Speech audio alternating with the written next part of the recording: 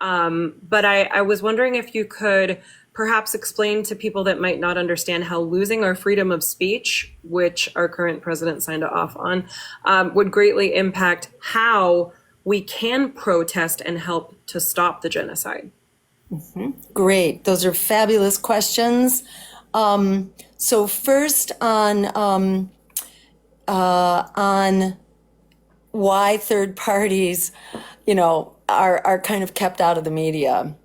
So we have this consolidated corporate media right now that's mostly lapdogs to power. They're supposed to be watchdogs to power, but they're lapdogs to power.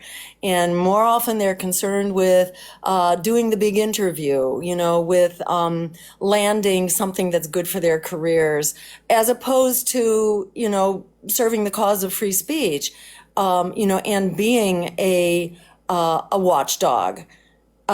So unfortunately, the traditions of journalism have been horribly corporatized, and we have our schools of journalism now, which are all about career advancement. You've kind of lost, you've sort of lost the thread among lots of journalists that are, who are working for mainstream media. It's really a shame.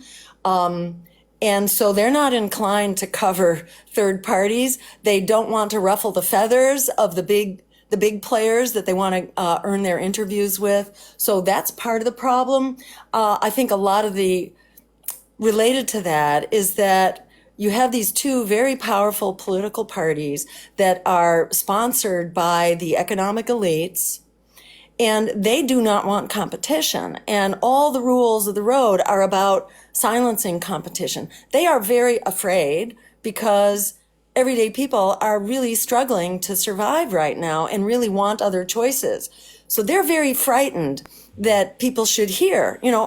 Our campaign since 2016, the last time I ran, we have been very shadow banned on social media. They don't want people knowing about us.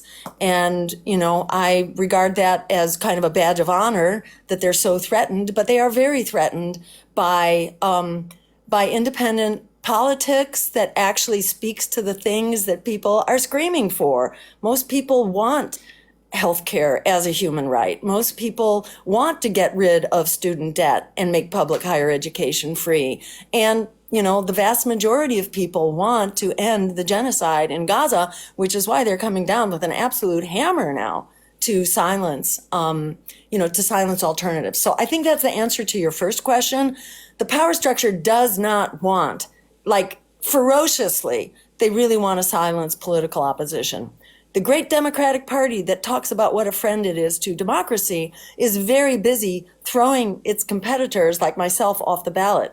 They proudly announced that they have hired an army of lawyers in order to nitpick our petitions and throw people off, because their address changed or something not related, to the substance of getting a candidate on the ballot. They've created these outrageous requirements. In New York State, we had to collect 45,000 signatures in 6 weeks. It's inhuman. It's absolutely impossible. And none of the grassroots candidates made it. We came very close, 42,000.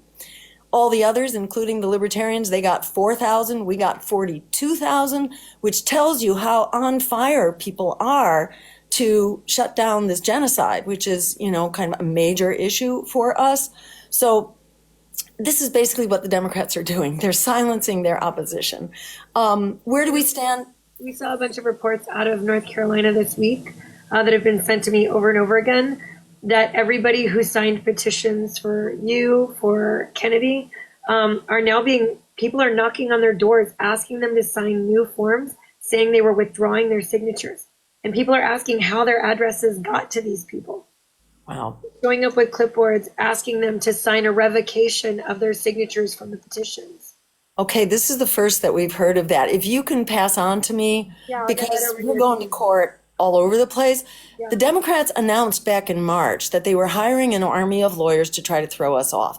In the 2022 election in North Carolina, they did the same thing to our Senate candidate, who was a peace candidate, and the Democrats they called people who had signed the petition, because the petitions, they can FOIA the petitions, so they can get them, and then they call them, and they were pretending to be the Green Party.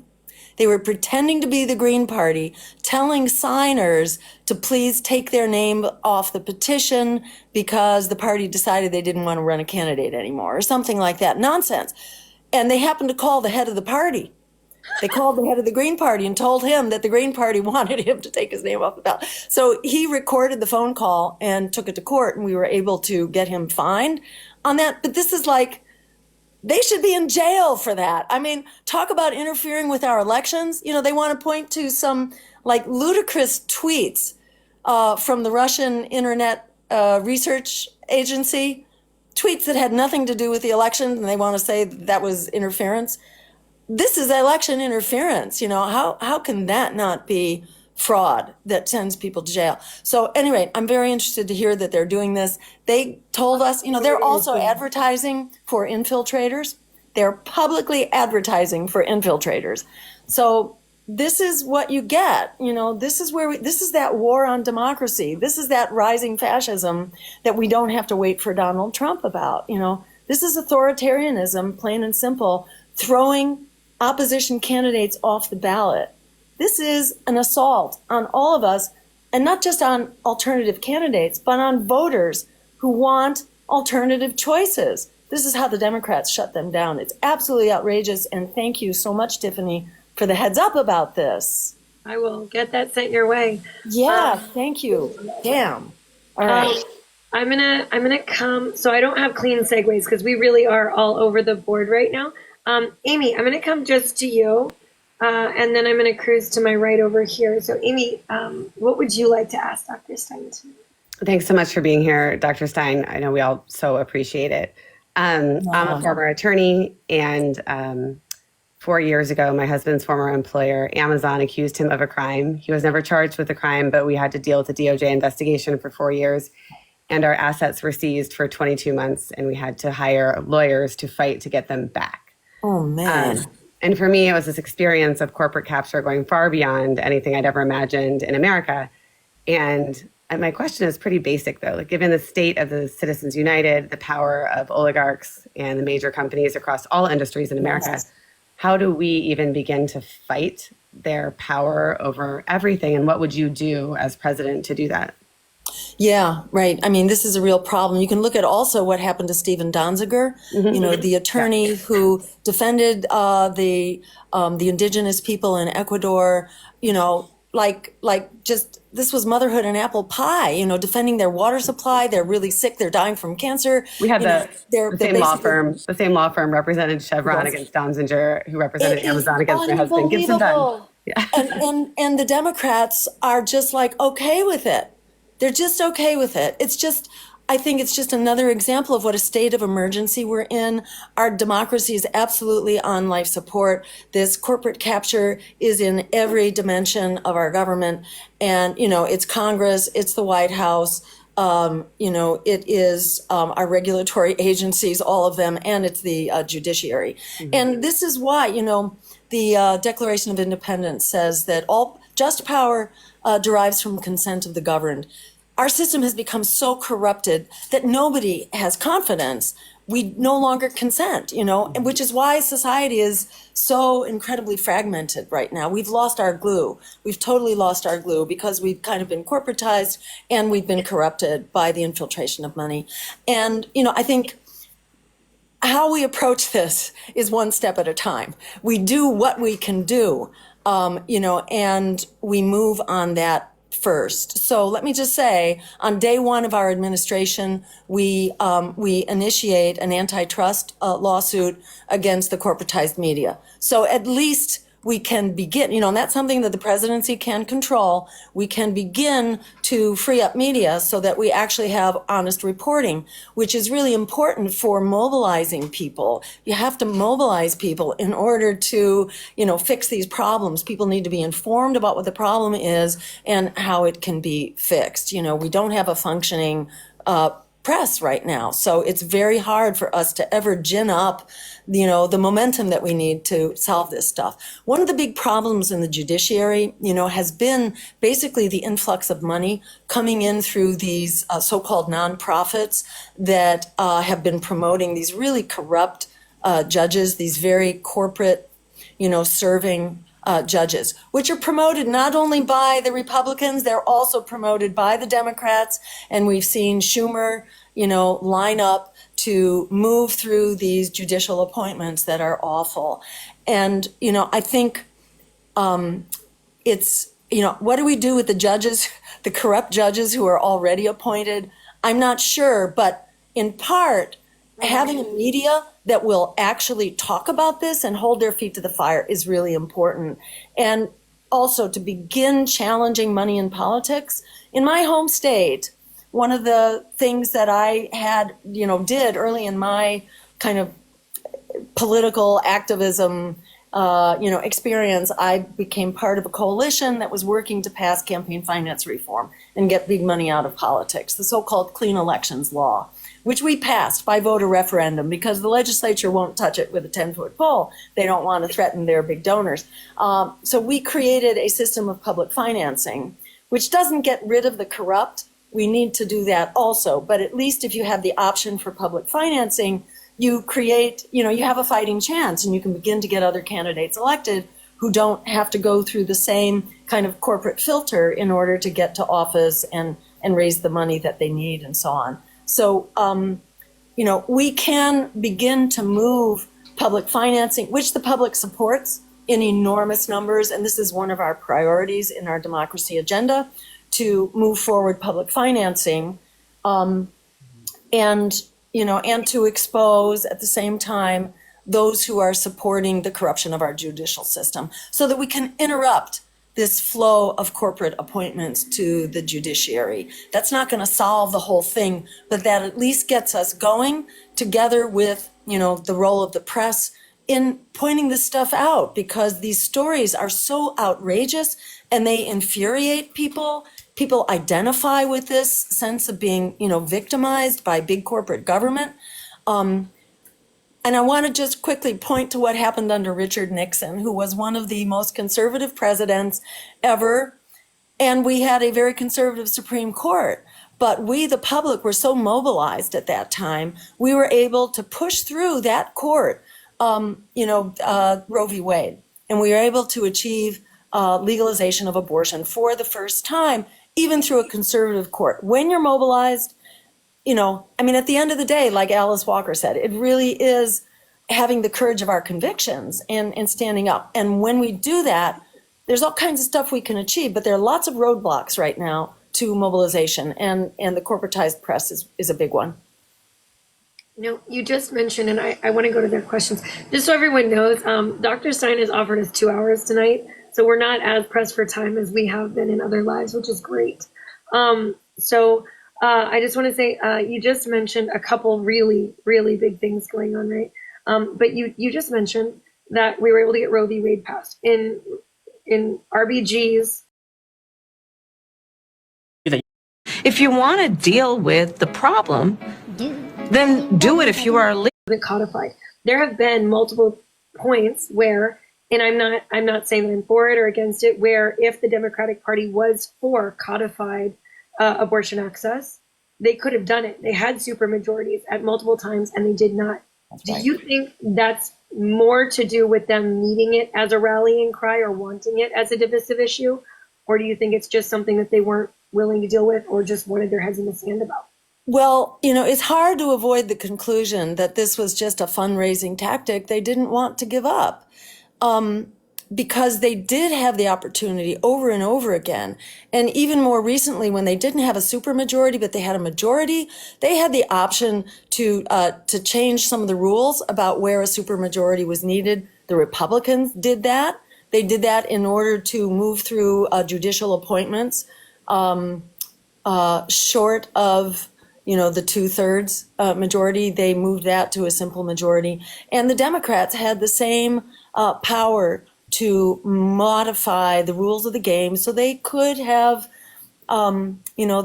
changed, the rules of the road there and moved it and codified Roe, even when they didn't have a supermajority. But both Barack Obama and Joe Biden had said that this would be the first thing that they did when they were elected to office, and they did not do that. And Obama in particular had 2 years of a supermajority in Congress when it was going to be the first thing, but somehow then it was like the last thing. So why is that? I think it reflects that we are not the priority. The people are not the priority. It was Wall Street that was the priority from the get-go. And so it just wasn't, what was the first thing Obama did? He appointed Larry Summers to the Department of Treasury, Larry Summers, who had basically trashed the protections, the Glass-Steagall Act. That was Larry Summers, who basically laid the groundwork for the crash of. We talk about that a lot. Yes, exactly. And that really kind of revealed Obama's hand and where he was. Let me just ask you, there's a heater which is buzzing here. Are you hearing background buzz? Nope, you sound great. Okay, great. All right, terrific. Everybody agree with me on that? Yeah, okay.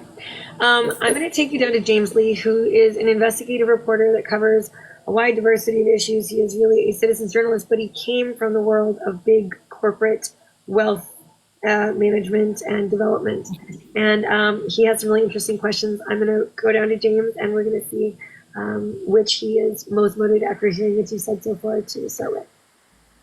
Hello, thank you, Dr. Stein, for being here, and that's a lovely way to put my credentials, Tiffany. But yes, I do a lot of citizen journalism work. I come from the corporate I have a corporate background. I'm an MBA grad. I did management consulting for a number of years, specifically in big pharma during COVID. I have some stories that I won't talk about here. But my question is somewhat related to that. I wanted to ask you about universal health care. I know Medicare for All is a big pillar for the Green Party. I personally believe that people should have access to affordable health care. Everybody, that should be a human right.